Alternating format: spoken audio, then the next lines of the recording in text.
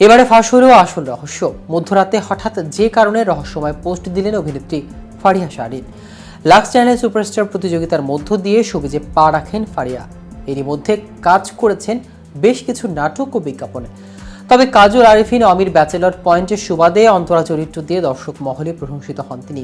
বিয়ে করেছেন বেশ কয়েক বছর হলো, কন্যা সন্তানেরও মা হয়েছেন ইতোমধ্যে, ফলে অভিনয় এখন নেই তিনি। তবে সোমবার মধ্যরাতে হঠাৎ ফেসবুকে একটি পোস্ট দেন ফারিয়া।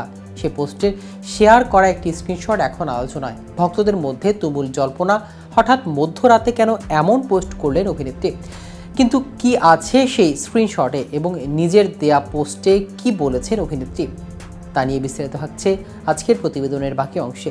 কেটিভি শোবিজ চ্যানেল থেকে আপনাদের সাথে আছি আমি মাহমুদ রহমান সিয়াম।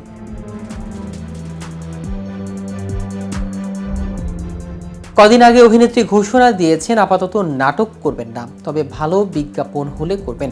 ওই পোস্টে ফারিয়া জানান, যারা মাঝখানে আমাকে ফোন করেছিলেন, মেসেজ করেছিলেন কাজের জন্য, সরি আমি কারো ফোন ধরতে পারিনি, মেসেজেরও রিপ্লাই দিতে পারিনি, কারণ ওই ফোনটায় আমি অনেক দিন যাবত ইউজ করি না, তাই সবার রিপ্লাই একসাথে দিচ্ছি। আপাতত নাটকে কাজ করছি না, কবে করব এটাও জানি না, কিন্তু ভালো টিভিসি হলে করব, ধন্যবাদ।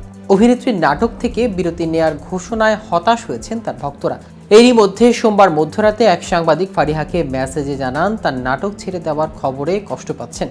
সেই সাংবাদিকের মেসেজ তুলে ধরে সোমবার দিবাগত রাতে আরও একটি স্ট্যাটাস দেন ফারিয়া শাহরিন, যেখানে তিনি জানান নাটক থেকে আপাতত বিরতি নিচ্ছেন, পুরোপুরি ছেড়ে দিচ্ছেন না। অভিনেত্রী লেখেন, রাত 2:30টায় আমি এই স্ট্যাটাস দিতে বাধ্য হলাম। এই সাংবাদিক ভাইয়ের মেসেজ দেখে খারাপ লাগলো। সে বলল আমি নাটক ছেড়ে দিচ্ছি, সেই খবরটি প্রকাশ করতে তার খুব কষ্ট হচ্ছে।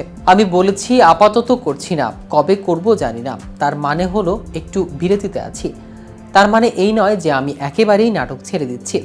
এরপর সাংবাদিকদের উদ্দেশ্যে ফারিয়া শাহরিন বলেন, যেসব সাংবাদিক ভাইরা নিউজ করেছেন আমি নাটক ছেড়ে দিয়েছি, তারা দয়া করে আমার স্ট্যাটাস ভালো করে পড়বেন, ভুল নিউজ ছড়াবেন না, আমার অনুরোধ। তো ভিউয়ার্স, ভিডিওটি সম্পর্কে আপনাদের কোনো মতামত থাকলে আমাদের কমেন্ট করে জানাতে পারেন। সাথে সাথে নিয়মিত শোবিজ রিলেটেড আপডেট ও ইনফরমেটিভ ভিডিও পেতে কেটিভি শোবিজের সাথে থাকুন। ধন্যবাদ সবাইকে।